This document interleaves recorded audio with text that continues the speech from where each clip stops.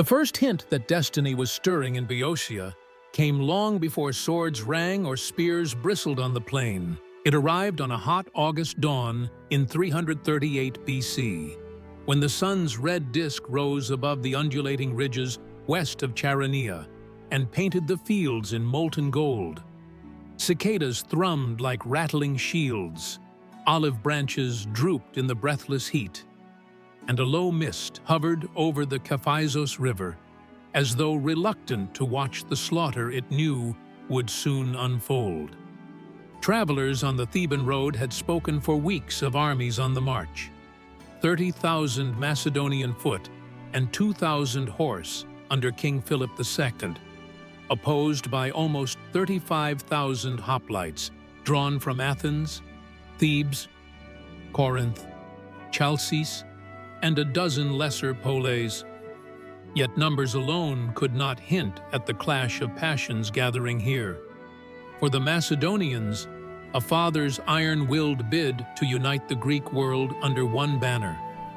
For their foes, a desperate gamble to preserve the independence won at Marathon, Salamis, and Plataea. All Greece, it seemed, had come to Chaeronea to decide its future. Philip had chosen his ground with the care of a hunter studying prey. The plain was hemmed by rugged bluffs to the north, and the swampy Kephisos to the south, leaving only a narrow corridor wide enough for a single battle line. To a general versed in maneuver, that corridor was a vice waiting to clamp shut. He rose at dawn in his scarlet cloak, inspected every rank of the phalanx row by row, and spoke so softly that only the file leaders closest to him could hear. "Steady hearts win kingdoms. This day we claim ours."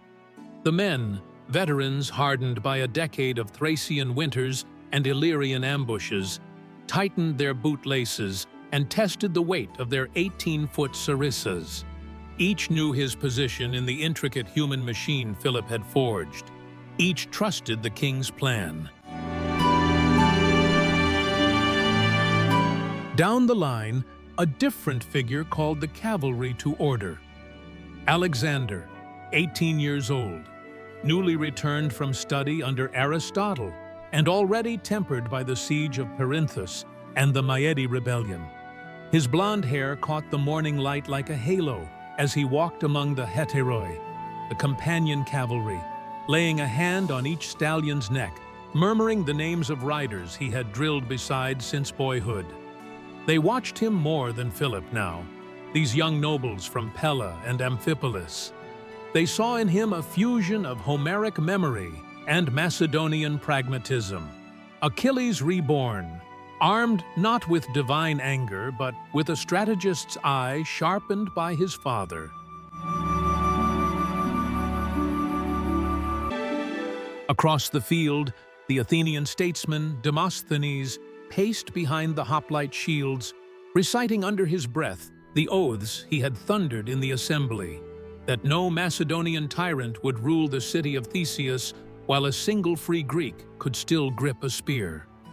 Beside him, mixed columns from Corinth and Chalcis formed the allied center, while on the coalition's right stood the Thebans, grim, disciplined, and anchored by the 300 sacred band pairs whose bronze-faced helmets gleamed in pairs like polished statues. Their general, Theagenes, struck shields with his spear butt and invoked the shades of Leuctra, where Thebes had shattered Sparta's myth of invincibility. Now they meant to repeat the miracle and save Hellas once again.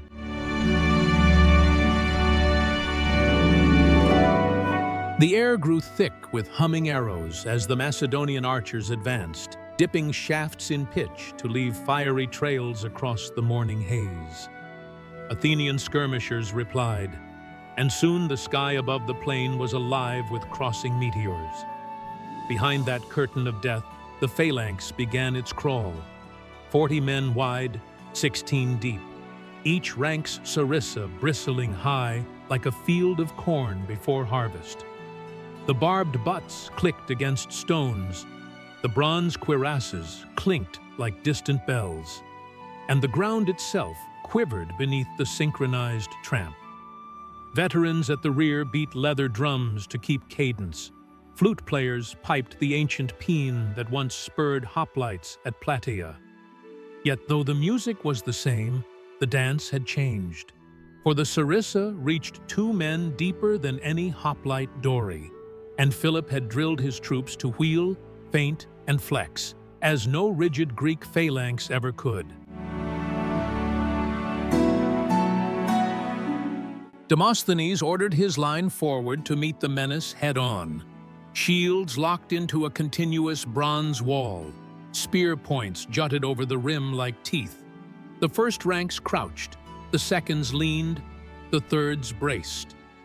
Athenians shouted paeans to Athena Promachos, stamping dust that stuck to sweating calves. When the formations collided, it sounded like 1,000 bronze doors slamming at once. The front spearheads shattered on shield rims or sank deep into throats and thighs. Splinters flew. Men screamed. The immense weight behind each host drove them breastplate to breastplate, until even the strongest legs trembled. But Philip's right wing did not press for a decisive breakthrough. Instead, at his signal relayed by Scarlet Pennant, the entire Macedonian right began an orderly, measured retreat.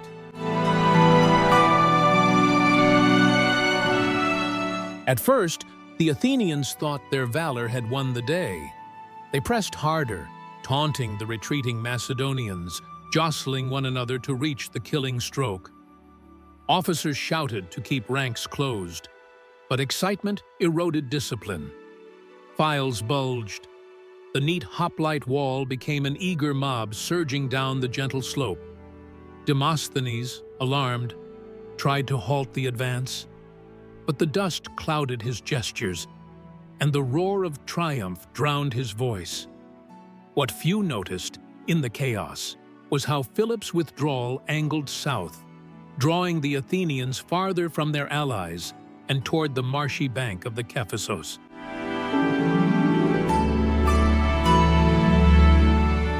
Meanwhile, in the Macedonian center and left, Alexander held his men like a drawn bow. The young prince paced before the lines, rain-dark pupils scanning the enemy ranks. He saw what his father intended. The Allied center and Theban right remained rooted to their start line, unwilling to break formation until the Athenians' success became certain. A gap had opened, narrow at first, but widening with every Athenian step, between the coalition wings. In that gap lay Greece's future. Alexander wheeled his horse, raised his xiphus, and let fall the long-delayed command. Trumpets blared, hooves thundered, and 2,000 companion cavalry bolted forward like lions loosed from cages.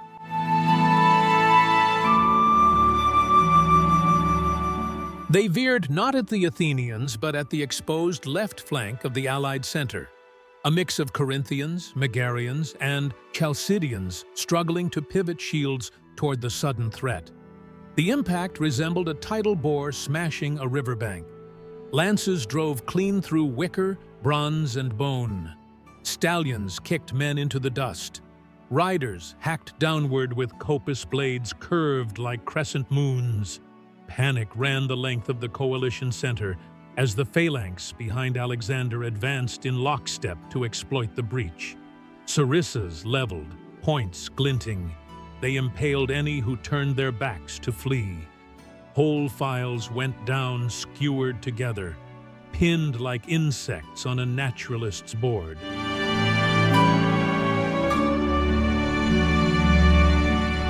The Thebans watched horror blossom on their comrades' faces and knew isolation when they tasted it. Yet, they did not break. The Sacred Band pivoted outward, shields overlapping, forming a wedge whose apex pointed directly at Alexander. In deep silence, they began a slow advance to plug the widening wound in the Allies' line. The Agones hoped to buy time for the Athenians to realize their peril and wheel back. But that hope was already ash on the wind. Philip, satisfied that he had drawn the enemy far enough, halted his retreat, gave a wolfish grin, and blew 3 short blasts on a curved horn.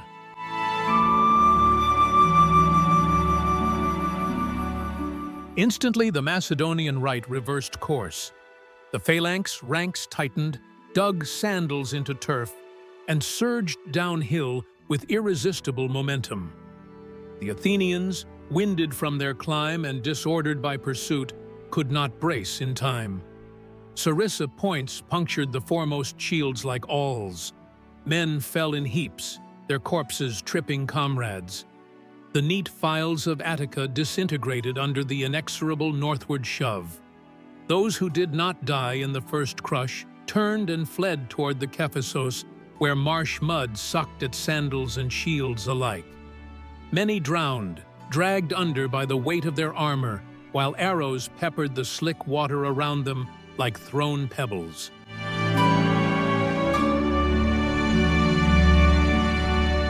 Back at the center, Alexander met the Sacred Band's countercharge head-on. He had dismounted, too cramped for cavalry speed here, and waded among his infantry with sword flashing.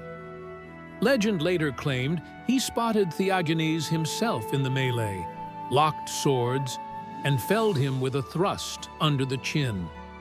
Whether that tale was true mattered less than the result. Deprived of their general and hemmed on 3 sides, the Thebans bent, then broke. Only the Sacred Band held its formation to the last heartbeat, 2 lovers standing back to back, refusing to yield even when Sarissa's punched through cuirass and lung alike. Macedonian veterans paused afterwards to stare at the piled corpses laid out in rows of dying embraces. A roar swept the field, part triumph, part disbelief. From the first trumpet call to the last Theban gasp, scarcely an hour had passed, yet centuries of independent police rivalry had died in that span. Philip ordered pursuit only until sunset. He did not wish to annihilate Greece, but to claim it. His messengers galloped to each city with identical terms. Surrender hostages, join the Hellenic League, accept Macedon's leadership in a war of vengeance against Persia. Some assembly halls raged, some wept, but in every one, the news from Chaeronea hung like a thundercloud. They signed. That night, the Macedonian camp rang with songs and the crackle of fire-roasted goat. Philip walked through the lamplight, pausing by each watchpost to offer wine or bandage a wound. At the largest blaze, he found Alexander cleaning dried blood from armor, his own and others. The king laid a hand on the boy's shoulder. "Greece is ours," he said. "But remember, an empire's heart is not fixed by one victory. It must be seized anew every dawn." The prince bowed, though his eyes, bright with unspent lightning, were already looking east across the Aegean to the horizon of Asia. In that moment, the torch passed, though none but the gods could yet see it. From the father who united Greece to the son who would conquer worlds. When dawn came, the slain were gathered, Athenian and Theban alike, and buried with rites befitting valor. Near the graves, Philip raised a stone lion to honor the Sacred Band. Some called the gesture mockery, but Alexander, years later, would tell Parmenion that no king could hope for loyal subjects unless he proved worthy of loyal enemies. Across roads and marketplaces from Attica to Arcadia, rumors whispered of the Macedonian's curious mercy, that he ransomed prisoners, comforted widows, poured libations at fallen heroes' tombs. Thus the myth spread as swiftly as fear, that maybe, just maybe, this new hegemony would not be the yoke many dreaded.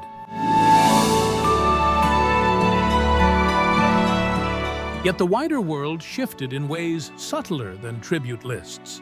In workshops of Boeotia, artisans measured captured sarissas, marveled at their balance, and began forging longer spears. Philosophers in Stoa and Lyceum argued whether a single monarch could truly govern a free people without tyranny, or whether Philip had proven that federal unity was a shield against barbarian threat. Mothers named sons not for mythic heroes, but for commanders of Chaeronea, Balakros, Craterus, Perdiccas. Traders loaded Macedonian copper coinage bearing Heracles' lion skin helm and accepted it at par with Attic silver. And on every colonnaded porch, men counted the weeks until Philip's promised invasion of Persian Asia. The ghosts of Chaeronea, it seemed, marched beside them all. For Philip, the battle's greatest prize was time. Time to launch reforms tying Greek cavalry into his combined arms system, time to standardize siege artillery that would batter Asia's gates, time to convene the Corinthian League, whose delegates swore a common oath by Zeus, Earth, and Sun. Only Sparta refused, but Sparta had neither fleet nor gold, nor appetite for another disaster like Leuctra. A new age dawned. Hellenic not in name only, but in purpose, with Macedon at the helm. Yet even as the king drafted edicts and marriages, he sensed the quicksilver impatience of the heir whom Chaeronea had baptized in blood. Alexander spent the next year riding the length of Greece as Philip's deputy, quelling flickers of revolt in Illyria and slaying bandits in Thessaly. But his dreams stretched beyond any mountain range his horse might scale. At Mesa, he pored over Herodotus and Xenophon, marking every ford of the Tigris and caravan stop in Bactria.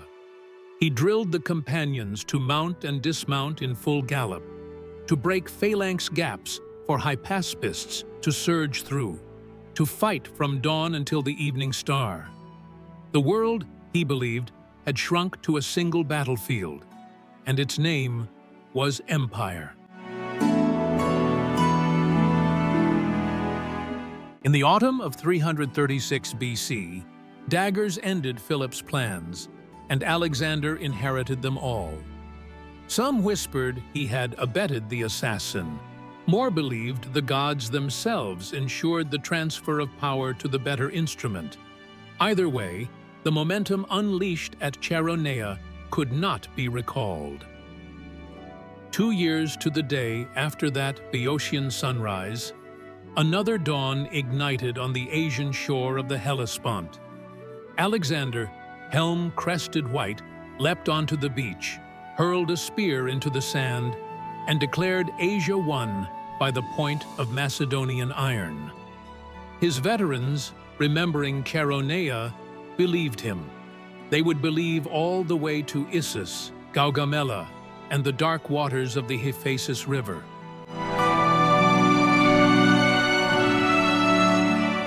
Long after Alexander's funeral, cortege wound through Babylon's broken gates, and his empire fractured into warring satrapies.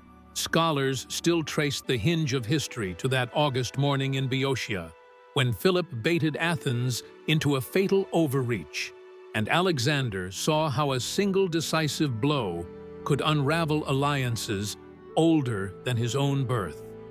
Chaeronea became shorthand for tactical genius, for the terrifying marriage of phalanx discipline and cavalry thrust, for the age-old lesson that political courage must ride in step with military innovation or perish by it. Every Roman centurion who studied Greek condensed decades of warfare into one maxim: do as Macedon did, break the flank, hammer the center, and mercy will conquer what terror does not.